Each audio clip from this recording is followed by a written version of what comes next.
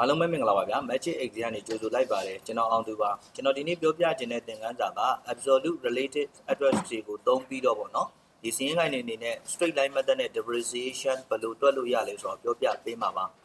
ဒီသင်ခန်းစာလေးကကျွန်တော်အသေးစိတ်ရှင်းပြပေးမှာဖြစ်တဲ့အတွက်ကြောင့်မလို့အချိန်နည်းငယ်ကြာမြင့်ကောင်းကြာမြင့်နိုင်ပါတယ်ကျွန်တော်နဲ့အတူတူနောက်ဆုံးသင်ခန်းစာပြီးဆုံးတဲ့အထိလိုက်လံကြည့်ရှုပေးဖို့ကိုလည်းတောင်းဆိုချင်ပါတယ်နောက်တစ်ခုကကျွန်တော်ရဲ့ YouTube channel လေးကိုလည်း subscribe လုပ်ထားပေးကြပါဦးကျွန်တော်ရဲ့သင်ခန်းစာတွေကိုဖွင့်တဲ့အခါမှာ YouTube ကနေဓာတ်ရိုက်ကြည့်ရှုဖို့ကိုလည်းညွှန်တောင်းပန်ပြစီဗျာ။ဒီအားလုံးပဲသင်ခန်းစာကိုစလိုက်ကြအောင်နော်။အဲ့တော့ကျွန်တော်တို့ကဒီနေရာမှာစီးရင်နိုင်မဟုတ်တဲ့လူတွေအတွက်ဘယ်လိုတွက်ချက်မှုတွေလုပ်တယ်ဆိုတာနားလည်အောင်ကျွန်တော်ပထမဆုံးရှင်းပြပေးမှာပါ။ဒီသင်ခန်းစာက sale address ရဲ့အခြေခံသင်ခန်းစာဖြစ်ပါတယ်။အဲ့တော့အရင်ဆုံး depreciation ဆိုတာစီးရင်နိုင်ပညာကိုလေ့လာထားတဲ့ကျောင်းသားကျောင်းသူတွေသိပါတယ်။ဘာလဲဆိုတော့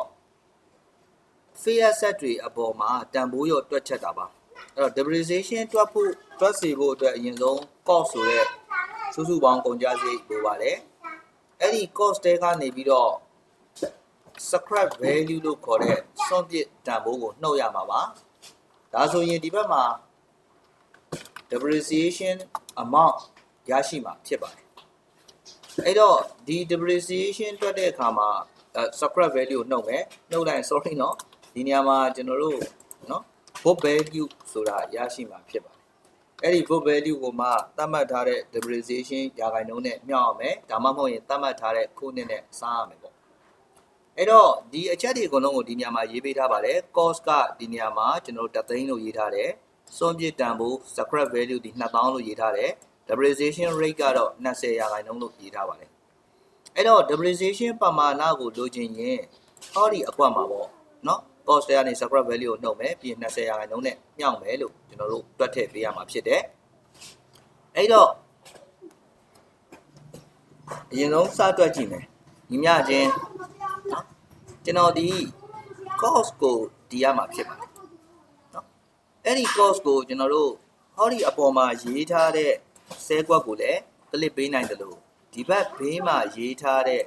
cost တွေကိုလည်း clip ပေးနိုင်တယ်။ဘာကွာလဲအပေါ်ကတကွက်သေးကို clip ပေးမယ်ဆိုရင်တော့ F4 key နှိပ်ပြီးတော့ lock ချခဲ့ရမှာဖြစ်တယ်။ဒီဘက်ဘေးကအကွက်တွေကို clip ပေးမယ်ဆိုတော့ F4 key နှိပ်စရာမလိုပါဘူး။ပြီးရင်ကျွန်တော်တို့နှုတ်ရမယ်။ဘယ်သူ့ကိုနှုတ်ရမလဲဆိုတော့ scrap value ကိုနှုတ်ရမှာပါ။ scrap value ဒီနေရာမှာရေးထားတယ်။ copy ကူးလိုက်တဲ့အခါမှာဆဲကွက်တွေရွေ့မသွားအောင် F4 key နဲ့ lock ချခဲ့ရမှာအဲ့တော့အခုလိုနှုတ်လိုက်ရင်ကျွန်တော်တို့ဒီဘာရမလဲဆိုတော့ net book value ရမှာပါအဲ့ဒီ net book value ကိုမှမြှောက်ရမယ်ဘယ်လောက်ရာခိုင်နှုန်းနဲ့လဲဆိုတော့20ရာခိုင်နှုန်းနဲ့မြှောက်ရမှာဖြစ်ပါတယ်ဟောပြီအဲ့ဒီ20ရာခိုင်နှုန်းကိုလည်းကျွန်တော် F4 key နဲ့ lock ချခဲ့ရမှာဖြစ်တယ်အန်ဒါခေါက်လိုက်ပြီ9600ဘလို့မှမဖြစ်နိုင်ဘူးเนาะအဲ့တော့ကျွန်တော်တို့ဒီညမှာပြန်ပြီးတော့တွက်ကြည့်အောင်ညီမျှချင်းတသိန်းအနှောက်2000တသိန်းအနှုတ်2000ပေါ့အနှုတ်2000ပြီးတော့ရင်အဲ့ဒီ8000ကိုမှကျွန်တော်ဒီညီမျှချင်းဟောဒီ8000ကိုမှအမြောက်20ရာခိုင်နှုန်းနဲ့မြောက်မယ်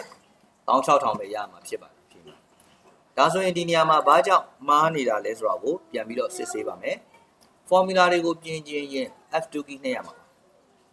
အဲ့တော့ Excel ရဲ့တွက်ချက်မှုပုံစံကိုပထမဆုံးအနေနဲ့နားလည်ဖို့လိုအပ်ပါတယ်။ Excel ဒီဂွင်းဤစားမြောက်ပေါင်းနှုတ်လို့ခေါ်တဲ့ပုံစံနဲ့တွက်ချက်တာဖြစ်ပါတယ်။အဲ့တော့အရင်ဆုံးတွက်ချက်စေခြင်းတဲ့အပိုင်းကိုလက်သေးခွင်းခတ်ရမှာပါ။ဒီ formula ဘာလို့မှားသွားရလဲဆိုတော့ဒီနေရာမှာသင်္ချာ operator နှစ်ခုစုံနေပါတယ်။ပထမတစ်ခုကအနှုတ်ဒုတိယတစ်ခုကအမြောက်။အဲ့ဒီလိုအနှုတ်နဲ့အမြောက်နဲ့ရှင်လာတဲ့အခါမှာ Excel ကပထမဆုံးမြောက်လိုက်ပါတယ်။20ရာခိုင်နှုန်းနဲ့2000ကိုမြောက်လိုက်တယ်။မြောက်ပြီးတော့မှကျွန်တော်တို့ဒီတသိန်းနဲ့ကနေနှုတ်လိုက်တာပါ။ဒါကြောင့်မလို့ကျွန်တော်လိုချင်တဲ့အဖြေမရဘဲနဲ့မှားသွားတာဖြစ်တယ်။ကျွန်တော်ဒီပထမဆုံးအနေနဲ့အနှုတ်ကိုအရင်စပြီးတော့ရှင်းကျင်တာပါ။ဒါကြောင့်မို့လို့ဒီညမှာလက်သေးကွင်းခတ်ရမှာပါ။ Excel ရဲ့ formula တွေမှာလက်သေးကွင်းခတ်ခြင်းကဒီတိပဲပါ။ Excel ရဲ့တွက်ချက်ပုံတွေကိုက international mathematics standard နဲ့တွက်တာဖြစ်တဲ့အတွက်ကြောင့်မို့လို့ကျွန်တော်တို့အခုလိုအဖြေကမှားသွားတာဖြစ်တယ်။ကောင်းပြီဒါဆိုကျွန်တော် control enter ခေါက်လိုက်မယ်။ခေါက်ပြီးသွားတဲ့အခါမှာ double click နဲ့ copy ကူးလိုက်ရင် year 1 year 2 year 3 စတဲ့ depreciation တွေကိုရရှိမှာဖြစ်ပါတယ်အဲ့တော့ depreciation တွက်တဲ့ function ဒီတတ်ပါပါတယ်သူက s เนาะသူက sln လို့ခေါ်ပါတယ် straight line depreciation method တွက်တာပါအဲ့ဒီလိုမျိုး function ကိုမသိတဲ့သူကကျွန်တော်အခုပြောပြတဲ့ absolute related address တွေကိုစဉ်းစားပြီးတော့ depreciation ပမာဏတွေကိုတွက်ထုတ်နိုင်ပါတယ်။ဟောပါပြီကျွန်တော်ရှင်းပြပေးချင်တာကတော့ဒီလောက်ပါပဲ။အားလုံးပဲကျွန်တော်ဗီဒီယိုဖိုင်တွေကိုအခုချိန်ထိကျွန်တော်နဲ့အတူလိုက်လံကြည့်ရှုပေးတာကျေးဇူးတင်ပါတယ်။အလုပ်ကိုင်းနေအဆင်ပြေကြပါစေ။နောက်ပိုင်းသင်ခန်းစာတွေမှာကျွန်တော်တို့ပြန်တွေ့ကြမယ်နော်။